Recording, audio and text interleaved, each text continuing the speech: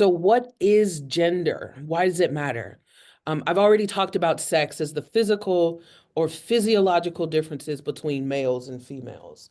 We're really talking about typically males and typically females. I'm just talking primary sex characteristics and secondary sex characteristics, the things that we recognize as reproductive related, or those things that happen when we go through puberty that are, halfway related to reproduction, but things like height or muscularity. Typically female or typically male when I'm talking about sex. When I'm talking about gender, I'm talking about the behaviors or the traits or the social positions that society attributes to female bodies or male bodies. Those are the behaviors and attitudes that we learn through our socialization process. Again, we learn what our statuses are in society. Some of those statuses include whether or not we are boys or girls, or intending to be women or men. And we learn that at birth or before birth based on the sex that is assigned to us or will be assigned to us. We automatically know what those expectations are going to be, those behaviors, those attitudes. And so we show up in a society already prepared to teach us those things. So there's a couple of terms that I want to make sure that you recognize the difference of that are gender related. One of them is gender identity. When we talk about gender identity, remember we were talking about your own identity, yourself, as your unique sense of yourself as distinct from others. Your gender identity is your deeply held internal perception of your gender. There is a gender that is assigned to you or ascribed by society to you based on your physical body sex. Gender identity is how we feel inside in relationship to our sex. So, for instance, I was assigned female at birth. My gender is woman. My gender identity is a question of whether or not I feel like those two things match, if you will. The question is, how do we feel about the choices that are available to us or given to us, and how we behave or are expected to act based on that gender that is ascribed to us? That's one of those statuses that we get. It does not always match for all people. Sometimes you are born male with a male body, but you have a gender identity that doesn't match with the gender that is usually ascribed to male bodies, boys or men, right? So your gender identity is your deeply held internalized perception of your gender, that gender being what was ascribed to you by society as your gendered status, usually based on your physical body characteristics. Gender expression, as a term that you might hear, is not the same as gender identity. Your identity is your internal perceptions of your feelings about your gender, your expression. It's just that. How are you expressing your gender? How do you behave? I am generally going to behave in the way that I expect, in the way that I understand my gender. If I understand my gender to be that of a woman, then I am generally going to behave in the way that I think that the women are supposed to behave based on my societal understanding. For that reason, when we're talking about transgender is really just an umbrella term when we're talking about people's whose gender identity or their gender expression differ from the sex that they're assigned at birth. Again, I was assigned female at birth. Because I was assigned female at birth, the gender status that was ascribed to me was that I was a girl, or now that I am a woman. That is the gender that is ascribed to me. The question is, does my gender feel like those things are matching? Do I express myself as a woman? Do I feel like my gender identity, the gender that it was ascribed to me, matches the gender that was, or the sex that was assigned to me at birth? For me, yes. And so I would not consider myself to be transgender. A transgender person says that those two things are not matching. They're just not.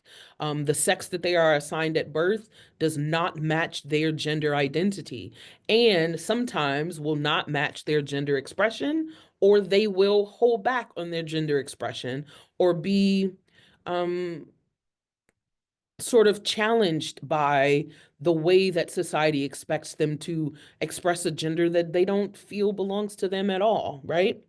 So that's why we care about these. We have sex, sexual orientation, gender, and gender identification. And for the most part, we expect that these are going to match for everybody.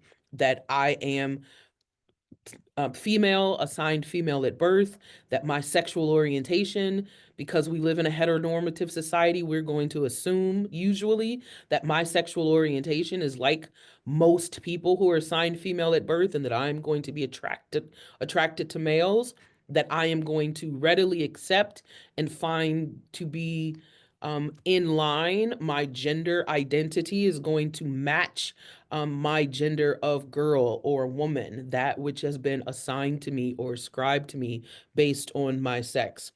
We don't like when those things don't match cognitively, particularly when we're thinking about other people. We are uncomfortable when we think those things don't match because we think that there's something natural and prescribed about the way that that is supposed to be. But don't forget that when we talk about something like gender, we're talking about behaviors and traits and social positions that we as a society ascribe to people based on their bodily characteristics. We put that on people thinking that that's just the way that it's supposed to be because we have some social interest in trying to maintain social order. And so we try to control that in general. What do symbolic interactionists say about gender? Well, for symbolic interactionists, they often talk about gender as doing gender. This is why gender expression tends to be pretty important. For symbolic interactionists, gender is performative. It's about the way that you express your gender. It's about the things that you do all the time that is related to your gender, not necessarily that something that you are. So how are we constructing gender by the behaviors that we do? The thing that always comes to mind for me when I think about doing gender is the way that boys and girls sit differently. Boys will sit with their legs open, and girls will sit with their legs prim and closed and crossed and things like that. That is doing gender. There's nothing biologically related to your sex, for instance, that suggests that that's how boys and girls should sit. In fact, when you know tiny little humans, tiny little boys and girls, they don't make those distinctions until somebody teaches them that this is how boys are allowed to sit and this is how girls should sit. So doing gender symbolically, we want to know is how do we construct what gender is and what gender looks like. Symbolic interactionists would be interested in that. The thing to remember about that is even something like, remember we were talking about labeling theory. What is it that we expect from girls and boys, for instance?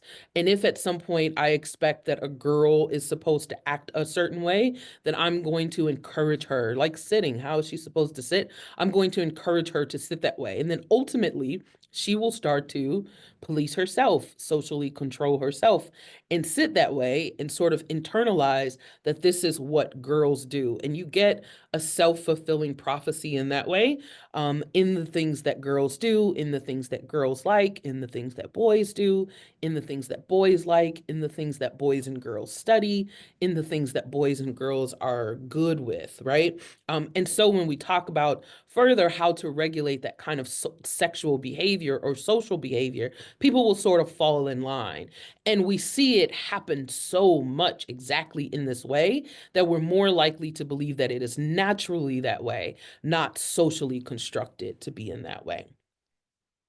Structural functionalists will generally want to talk about the ways that gender functions in our society in functional, useful ways. And when we think about the role that gender plays in our households, for instance, again, this very particular, smallest integral unit of society, gender is important. When we talk about reproduction of people, there is a role that People assigned female at birth do differently than people assigned male at birth.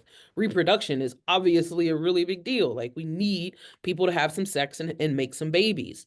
How we then further along divide the labor of the household outside of that actual reproduction usually is a social construct. There's no question about who can carry or birth the baby, right? But it has nothing to do really with the ways that we understand who does the cooking or who does the cleaning or who works outside of the home or who does X, Y, and Z. We tend to assign the division of labor in our households or in our work environments, in our society in general, based on that gender axis. Mostly because we're trying to maintain and ensure the stability of the family, because the family helps to stabilize the society, and we need families because somebody got to have some babies so that we can actually have a society. But remember that distinction we made between like instrumental and expressive when we were talking about groups. That instrumental is like who is doing the practical things and keeping us goal oriented and task oriented, and expressive is who's being emotional and making sure that we take care of our emotional needs and care for one another. And we talked about these secondary groups versus these primary groups, where we see that same distinction when we're talking about genders, right? When people form families, we're talking about who's the one in the household that's taking care of the stuff, who has to do the stuff and do the handiwork and go to work and fix things, and who has to be nurturing and taking care and, being sweet and hugging and kissing and things like that. We tend to make those same distinctions based on this gender line, but it's mostly because we've created it that way. You don't find the same exact division of labor across gender in all societies, which is another reason why we know it's not universal. If it was universal and biological and natural, it would be the same everywhere, but it's not the same everywhere. The last of them is the social conflict theory. What do social conflict theorists talk about when we talk about gender? Full circle back to our conversation about stratification. We care about, or social conflict theorists will look right away at how has our society been stratified with gender as an axis. What kinds of distinctions are we making in the home, for instance? Or are we making in the workplace, for instance, where we are creating inequalities for people in their life chances based on their sex or their gender? One of those terms that might be worth remembering is something like the mommy track. There are a lot of women in 2025, much different than 50 years ago, in the workforce, for instance, but do women in the workforce have the same trajectory that men in the workforce have when they may have to take time off to have children, and take maternity leave, for instance, or leave work at 3 o'clock because they have to pick up the kids from the school buses. And even in 2025, when we have a lot more men choosing to stay home, to be stay-at-home dads, and certainly a lot more men taking on a heavier load with childcare at home, for instance, we don't see it at the same times. And some men are unfairly penalized for taking that kind of time because our material culture has changed faster than our non-material culture. So we've got policies set up for men to be able to do that, but we haven't caught up with our brains all the time to say that it's okay for them to do that, or that they are wholly supported in doing that. And so in some ways, they still might not.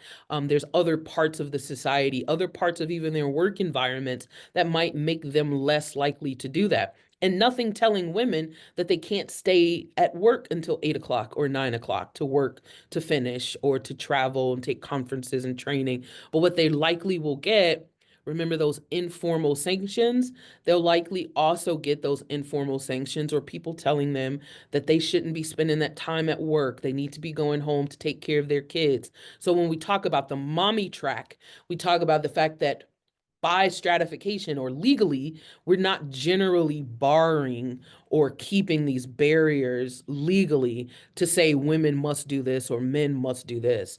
But we still do have the consequences of those kinds of actual policies. And even when we put other policies in place, we've not gotten over those actual consequences.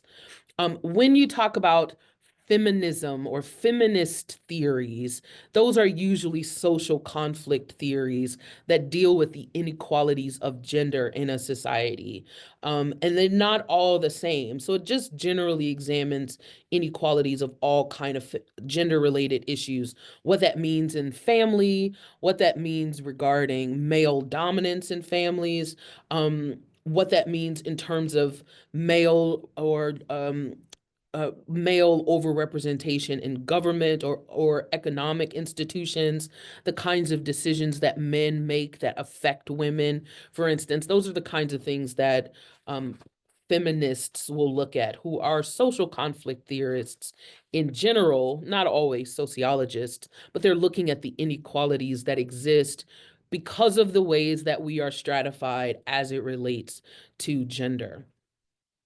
It is worth remembering that division of labor as it relates to gender tends to be a universal factor. And it doesn't, again, it's not that it doesn't make sense at all. Women's bodies do something different than men's bodies, or I should say, female bodies do something different reproductively than male bodies. So it does make sense for there to be some difference, particularly when reproduction statuses or reproductive cycles are happening. But how that looks across societies is not universal. How that division of labor is created is not universal. And what is universal, however, is that male tasks, things in that division of labor that designate what men do versus what women do, it is a universal society. It is a universal that most times men tasks are always afforded more cultural and economic value. And that's just what the data shows. No matter how we have stratified societies over time, that the division of labor will create some distinction between what men and women do, particularly because of the differences in reproduction for males and females. We tend to, across all societies, value what men do more than we have valued what women do. That stratification system is a hierarchy no matter how you find it.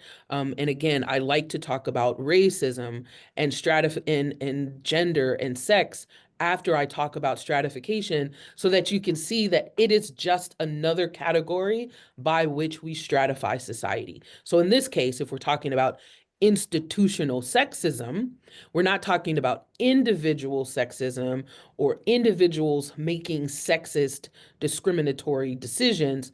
We're talking or asking the question of, in what ways is our society stratified in such a way that socially we have created unequal outcomes for men and women in such a way that women are unequally disadvantaged in comparison to men?